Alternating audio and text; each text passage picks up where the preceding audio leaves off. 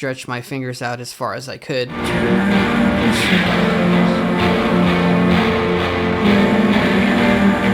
Hey guys, in this video I'm going to share with you my approach to mastering the art of shoegaze guitar. I'm going to use that title a little bit loosely, take it with a grain of salt if you will. Now you are going to need a guitar, a distortion pedal, a reverb pedal, and an amp. I did see a comment that someone left saying something like, can you make shoegaze without any instruments? Now I'm assuming that you're probably just like a beat maker.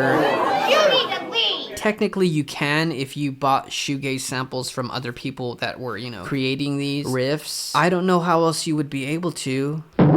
But hey, that's your prerogative. If that's what you want to do, that's totally cool. Here, I share my approach with, you know, chord progressions and producing shoegaze style music, so I can't really help you with that. And by the way, if you are into sort of shoegaze style content where one shares their approach to producing and writing shoegaze style music, then go ahead and hit the like button, subscribe if you're not, and leave a nice comment. That also helps the channel. So for gear today, I'm going to be using my Fender Jaguar Player 2 series. I'm also going to be using the Divey from Champion Lucky, which is a fuzz, or it's their take actually on the harmonic percolator. I'm also going to be using some reverb from the Chroma Console by Hologram Electronics, and I'm going to be using my Fender Hot Rod Deluxe amp. So let's get started. I am tuned down to drop D. This is also great if you're not familiar with like alternative tunings, which I don't really like using alternative tunings because it kind of throws me off a bit. So I prefer to just tune to D standard and then just stretch my fingers out as far as I could. We're going to be in the key of G. Now this chord progression is going to be 1 to 4.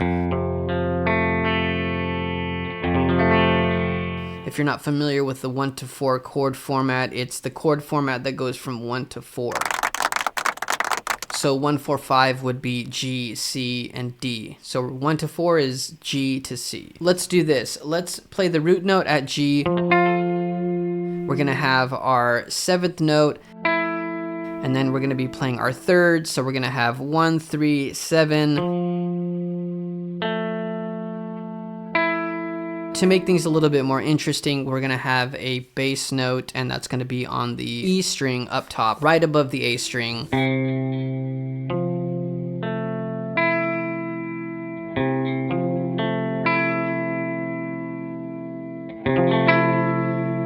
That's going to be our G major 7th with a D bass, or however else you want to put that in terms, because I'm not really good with musical terminology. So I'll just show you because I learned by ear. We're going to hold that same position and we're going to go from there to our C. So G to C.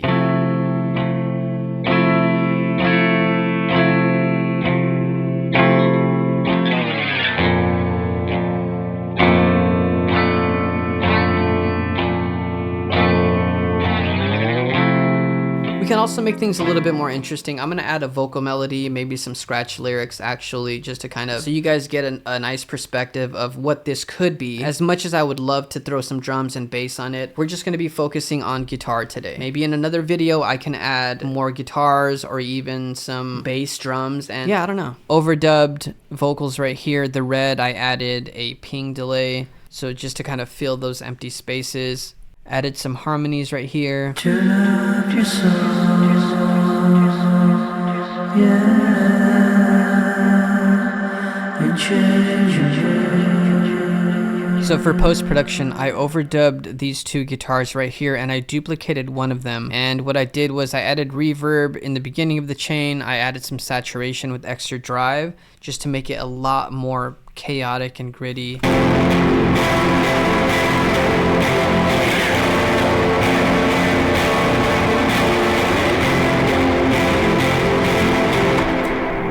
And then with both of my overdubbed guitars, this is what it sounds like together. Now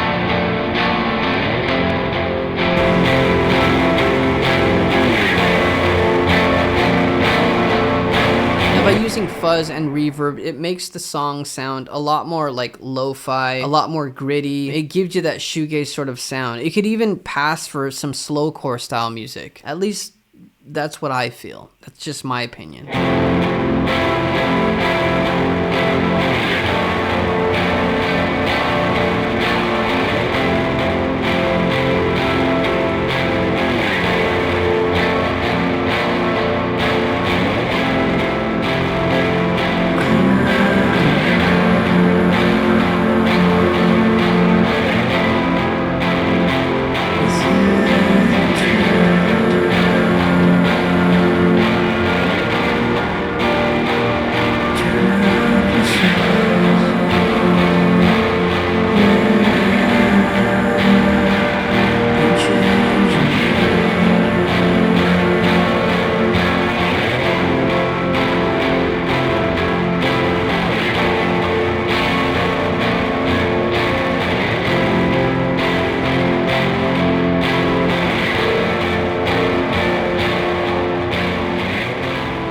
Now, I've mentioned this before, but you know, the way you set up your pedals has a lot to do with your guitar tone. So what I do is I have my guitar into my reverb pedal, reverb into my distortion, and my distortion goes into my amp and out of the speakers. So feel free to have fun with these sort of chords. Let me know what you guys think in the comment section down below. Also, if you're interested in some exclusive content that no one else has access to, you can consider joining my Patreon if you want to support the channel, or you can get yourself some of these limited edition Banana Labs merch at pilgoodtees.bigcartel.com.